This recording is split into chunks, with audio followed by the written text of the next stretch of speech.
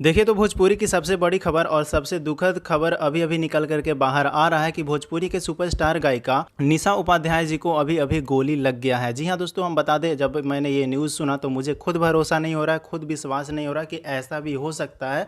और अभी अभी ये खबर बहुत तेज़ी से वायरल हो रहा है, तो इसके लिए मैंने सबसे पहले चारों तरफ छानबीन किया, सभी से पूछताछ किया। उसके बाद मुझे लगा कि ये सच न्यूज़ है, तब मैं आप सभी के लिए ये वीडियो बना रहा हूँ। बता दें कि अभी अभी निशा उपाध्याय को गोली लग गया है और वो अभी पटना के किसी खास हॉस्पिटल में एडमिट है। तो आप लोग से यही कहें कि आप लोग भगवान से विनती कीजिए कि जितना जल्द निशा उपाध्याय जी ठीक हो जाए। और ये भोजपुरी इंडस्ट्री के लिए बहुत बुरी खबर है। कभी कोई कलाकार जाता है तो उसके ऊपर पत्थर फेंक करके मार दिया जाता है, कभी कोई कलाकार पे गोली चला दिया जाता है। ये सब क्या हो रहा है भोजपुरी इंडस्ट्री में, मुझे कुछ समझ में नहीं आ रहा है। तो प्रशासन से मैं यही गुजारिश करना चाहूँगा कि इस केस में कड़ी से कड़ी कदम उठाया जाए और जल्द से आरोपियों को पकड़ा जाए। बाकी आप लोग कमेंट में निशा उपाध्याय को जल्द से जल्द ठीक होने के लिए आप लोग भगवान से विनती कीजिए। बाकी हम मिलते हैं किसी नए वीडियो के साथ में, हर अपडेट आपको इस चैनल पे देते रहेंगे। तो चलिए बस मिलते हैं किसी नए वीडियो के साथ में। धन्यवाद दोस्तों।